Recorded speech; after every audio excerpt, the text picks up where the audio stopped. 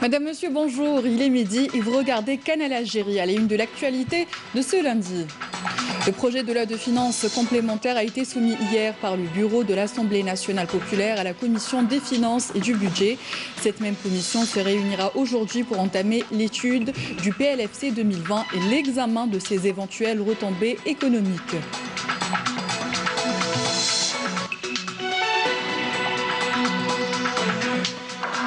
198 nouveaux cas confirmés au coronavirus Covid-19 et 98 nouvelles guérisons ont été enregistrées en Algérie. On dénombre toutefois 6 nouveaux décès. Nous écouterons dans cette édition le porte-parole du comité scientifique de suivi de l'évolution de la pandémie du coronavirus.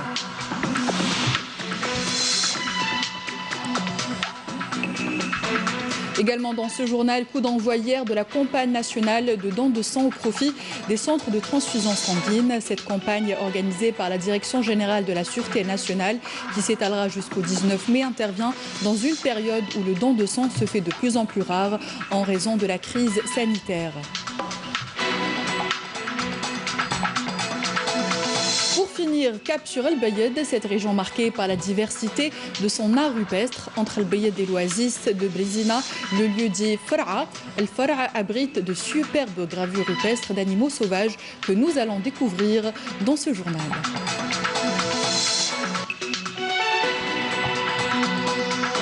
Voilà donc pour les titres, bienvenue à tous. Le bureau de l'Assemblée nationale populaire s'est réuni hier, a soumis le projet de loi de finances complémentaire à la commission des finances et du budget. Cette même commission se réunira également aujourd'hui pour entamer l'étude du projet de loi de finances complémentaire 2020 et l'examen de ses éventuelles retombées économiques en présence du ministre des Finances, Abdelrahman Araouia, qui s'exprimera sur le sujet et des directeurs généraux du budget, des impôts et des douanes. Dans le même contexte, le projet de loi de finances complémentaire 2020 prévoit la révision du cadrage macroéconomique de la loi de finances initiale en fonction des développements imposés par la double crise de la pandémie de Covid-19 et de l'effondrement des prix du pétrole, avec un prix de référence du baril de pétrole revu à la baisse et des mesures pour encourager et accompagner les initiatives de solidarité et de relance de l'économie nationale. Les détails avec Karim Haïfa. Compte tenu de la chute drastique des cours du pétrole ces derniers mois, le projet de loi de finances complémentaire pour 2020 a été calculé sur un prix de référence du baril de pétrole à $30, le prix de marché ayant baissé également de $60 à $35. Et en fonction de ce recul des recettes, les dépenses du budget ont été revues à la baisse de près de 6% par rapport à la loi de finances initiale, dont près de 4,8 milliards de dinars pour les dépenses de fonctionnement et 2,6 milliards de dinars pour les dépenses d'équipement. Un recul qui impactera également la croissance économique estimée à moins 2,63% contre une croissance positive de 1,8% prévue dans la loi préliminaire. Parmi les autres mesures énoncées dans la loi de finances complémentaire 2020 figure la prorogation de la réduction de 50% du bénéfice des revenus réalisés dans les régions du Sud jusqu'à 2025, l'exonération de l'impôt sur le revenu global pour les salaires dont le montant est inférieur ou égal à 30 000 dinars et l'augmentation du salaire national minimum garanti à 20 000 dinars à compter du 1er juin. Il s'agit également, selon le texte, d'encourager et d'accompagner les initiatives de solidarité nationale et de relancer l'économie nationale en s'articulant essentiellement sur la création et le développement des start-up en leur accordant une série d'avantages. Le même texte propose des mesures pour la relance économique, y compris l'annulation de la règle 51-49 à l'exception de certaines activités d'achat et de vente qui revêtent un caractère stratégique, en plus de l'annulation du droit de préemption en cas de cessation d'action ou de parts sociales réalisées par des étrangers ou à leur profit consacrées par la loi sur la promotion de l'investissement de 2016 et la loi de finances 2010. Aussi, il a été procédé à l'annulation de l'article 16 de la loi de finances 2016 portant obligation de financer les investissements étrangers via des financements locaux ainsi que l'exonération des droits de douane et de la TVA pour 2 ans renouvelables en faveur des composants et des matières premières importées ou acquis au niveau local par les entrepreneurs sous-traitants tout en introduisant précisant des mesures incitatives au profit des micro-entreprises et autorisation d'importer des véhicules touristiques neufs par les concessionnaires automobiles. 198 nouveaux cas confirmés au coronavirus Covid-19 ont été enregistrés en Algérie et 98 nouvelles guérisons. On dénombre toutefois 6 nouveaux décès. Ces chiffres ont été communiqués hier par le porte-parole du comité scientifique de suivi de l'évolution de la pandémie du coronavirus, Jamel Fourar. Je vous propose de l'écouter. En Algérie, concernant les principaux indicateurs de 24 dernières heures, il a été enregistré 198 nouveaux cas, 98 patients guéris, 26 patients en soins intensifs et 6 nouveaux décès. Dans le détail, avec les 198 nouveaux cas confirmés, le total cumulé des cas est de 7019, répartis à travers 48 wilayas. Au cours des 24 dernières heures, 22 wilayas n'ont pas déclaré de cas, 15 ont déclaré entre 1 et 5 cas et 11 wilayas ont déclaré plus de 5 cas. Alger, Oran, Constantine, Tipaza, Annaba et surtout Sétif ont enregistré le plus de cas. 57% des cas sont des personnes actives âgées de 25 à 60 ans. Concernant les décès, les 6 nouveaux décès qui ont été enregistrés au cours des 24 dernières heures l'ont été 1 à Alger, 1 à Constantine, 1 à Bouira, 1 à Tiaret, 1 à Borj Bouarij et 1 à Batna. Le nombre cumulé de décès est de 548 et 67% des patients décédés sont âgés de 65 ans et plus. Concernant les patients mis sous le protocole thérapeutique, le nombre est de 11 754. Le nombre de total de malades guéris qui ont quitté les établissements de santé est de 3 507, dont 98 au cours des 24 dernières heures. Enfin, il est à noter que 26 patients sont actuellement hospitalisés en soins intensifs. En conclusion, la situation actuelle de l'épidémie dans notre pays interpelle la conscience de tous les citoyens à l'effet de respecter les recommandations relatives aux mesures de prévention et du confinement à domicile pour ne pas mettre en danger leur santé et celle de leur famille et de la société. Nous appelons encore une fois tous les citoyens à soutenir les efforts déployés pour limiter la propagation de cette épidémie dans notre pays. Merci de votre attention. Dans le cadre de l'acheminement des aides humanitaires destinées aux pays frères et amis, un avion de transport militaire des forces aériennes algériennes s'est posé à l'aéroport de Niamey au Niger. À son bord, des aides envoyées par le Croissant Rouge algérien en faveur du peuple nigérien frère. Il s'agit de la 4e opération. À son bord, des denrées alimentaires et différents équipements médicaux. L'ambassadeur algérien au Niger était à l'aéroport pour l'accueil de ces dons. Il a assuré que l'opération rentre dans le cadre du renforcement des efforts de solidarité entre les deux peuples et reflète les relations solides liant les deux pays. Coup d'envoi hier de la campagne nationale de dons de sang au profit des centres de transfusion sanguine. Organisée par la Direction générale de la Sûreté nationale, cette campagne qui s'étalera jusqu'au 19 mai intervient dans une période où le don de sang se fait de plus en plus rare en raison de la crise sanitaire. Retour sur le lancement de cette campagne en présence du directeur général de la Sûreté nationale, Khalifa Ounissi, au niveau du centre médico-social Omar Harag. Nassima Imloul. En réponse à l'appel du devoir, cette opération humanitaire lancée au sein des rangs des éléments de la Sûreté nationale vise à fournir cette matière vitale aux différents établissements hospitaliers et centres de transfusion sanguine. Organisée en coordination avec l'Agence nationale du sang et l'Union nationale des donneurs de sang, cette action concernera l'ensemble des wilayas. L'opération qui a débuté aujourd'hui s'étalera jusqu'au 19 du mois en cours et touchera l'ensemble des services de la Sûreté nationale à travers tout le territoire national. C'est là un élan de solidarité connu chez la Direction générale de la Sûreté nationale. Cette belle initiative honore tous les fonctionnaires de la Sûreté nationale pour sauver des vies.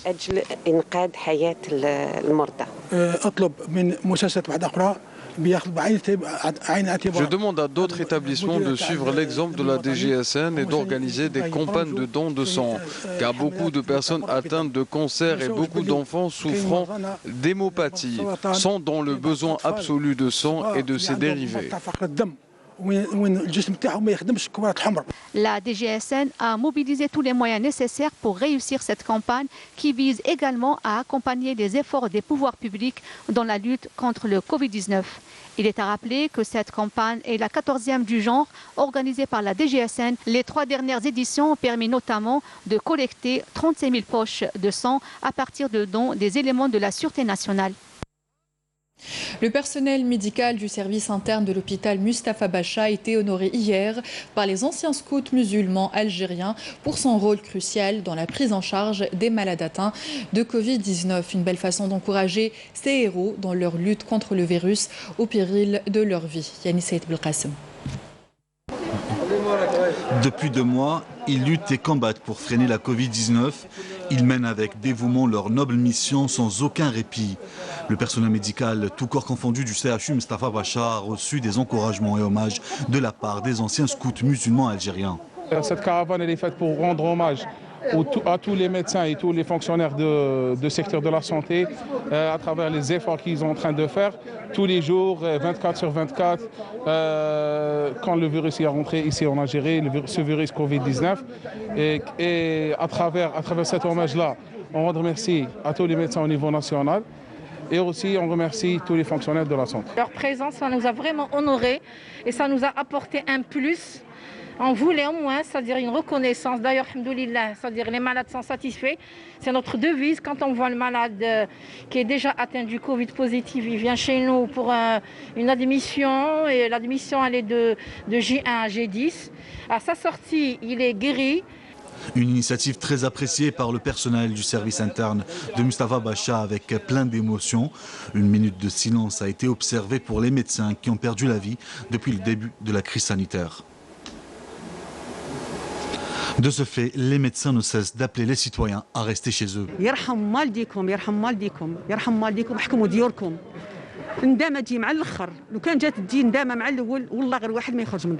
Nous sommes en première ligne, nous nous battons contre ce fléau qui s'est abattu sur notre pays du mieux qu'on peut. Donc on est là, on se bat et on aimerait en retour que les Algériens comprennent que le danger est réel. Il faut donc rester à la maison, ça passera.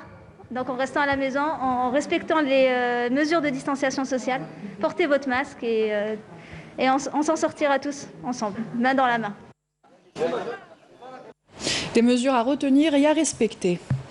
Une feuille de route dédiée au développement de l'utilisation des énergies durables dans le secteur agricole est en cours d'élaboration. Pour en expliquer la teneur, un point de presse a été organisé en présence de plusieurs ministres, dont celui de l'énergie, de l'environnement et celui de la micro-entreprise et des start-up. Plus de détails avec Sarah Derbel.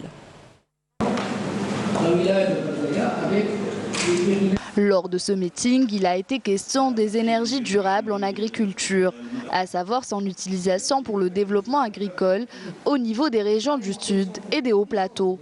Aujourd'hui, c'est une rencontre entre les ministères concernés de l'énergie, ministère de l'Environnement et de l'énergie renouvelable, ministère des connaissances, d'économie et des connaissances des start-up, des micro-entreprises, pour mettre en place une dynamique de travail, une feuille de route qui va optimiser l'ensemble de nos efforts et qui va travailler dans une intelligence collective pour asseoir une agriculture durable qui va nous permettre de renforcer et de consolider notre sécurité alimentaire et rationaliser nos importations, notamment des matières premières de l'agro-industrie. Cette dynamique permettra sans doute d'encourager le développement des énergies renouvelables et par là même produire jusqu'à 4000 MW d'électricité.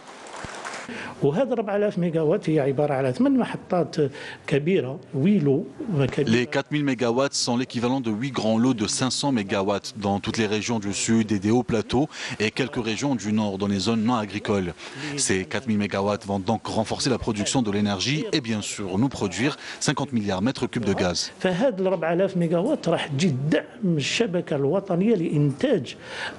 Une stratégie commune qui regroupe les attentes de tous les secteurs à long terme, tels que le secteur de l'environnement, mais aussi booster l'activité des start-up.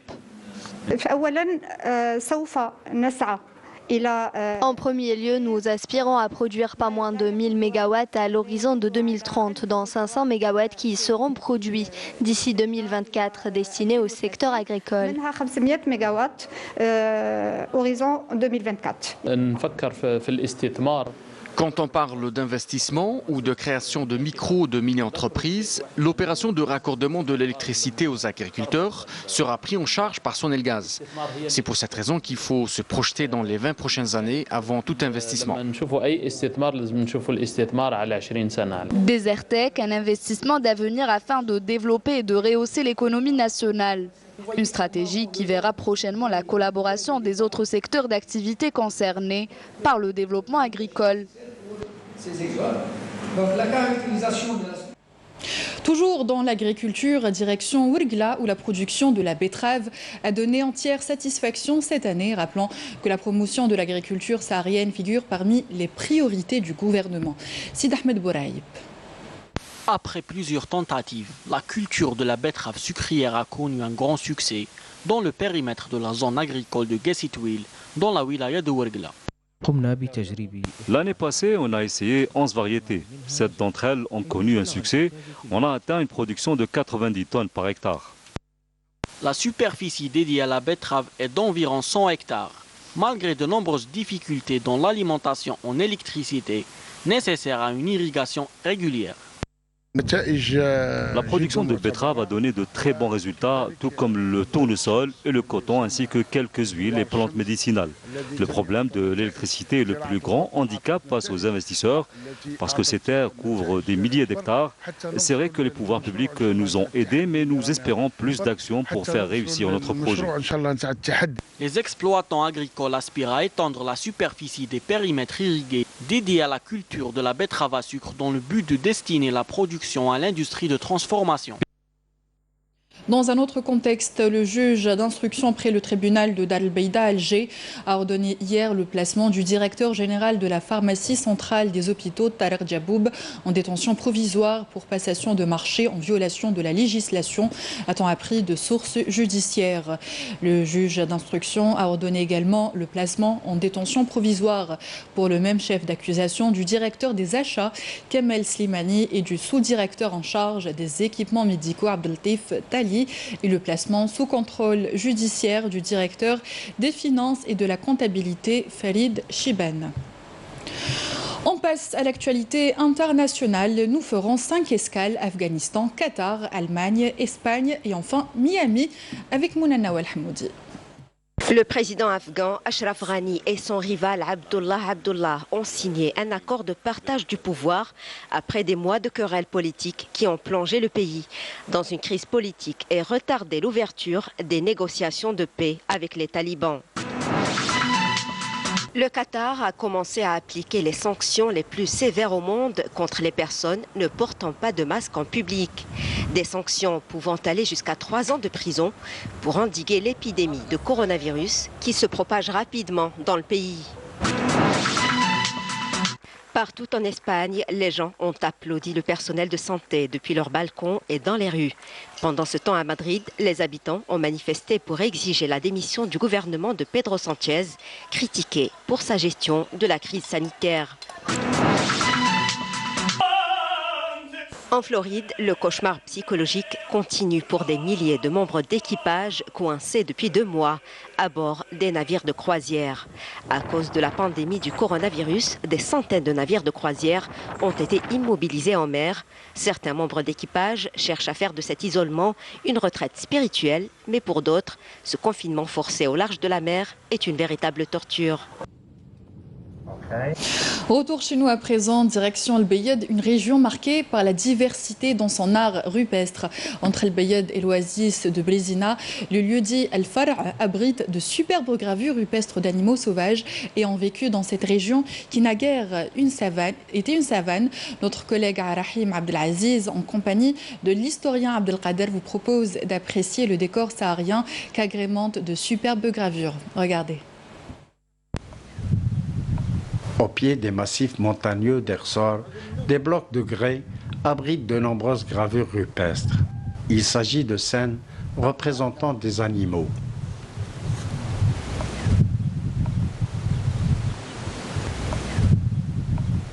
Plusieurs artistes de la préhistoire se sont succédés pour exécuter ces œuvres. Ces gravures cristallisent différents styles où celui de Tezina y est remarquablement présent.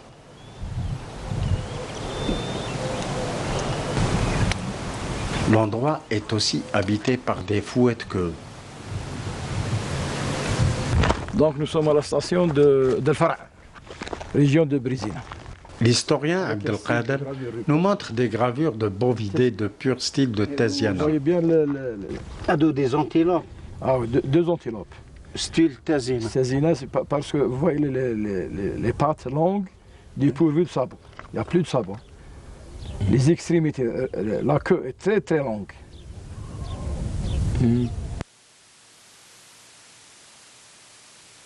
Le rocher est très petit. C'est ça ce qui fait le style de Tiziana. Pour la station Hadif, qu'il y a d'autres scènes animalières. Oui. D'accord.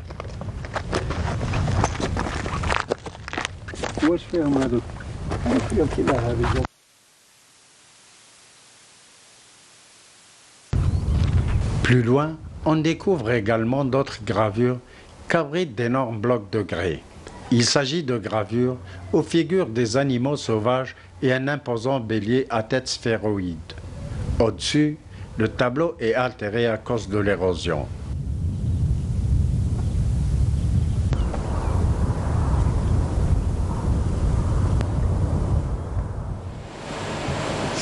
Fin de cette édition, merci à vous d'y avoir prêté attention et de nous être fidèles. Tout de suite la météo avec Mina Abed. Sinon, vous pourrez suivre le reste de l'actualité sur les adresses qui s'affichent en bas de votre écran. Excellente journée à tous et à demain.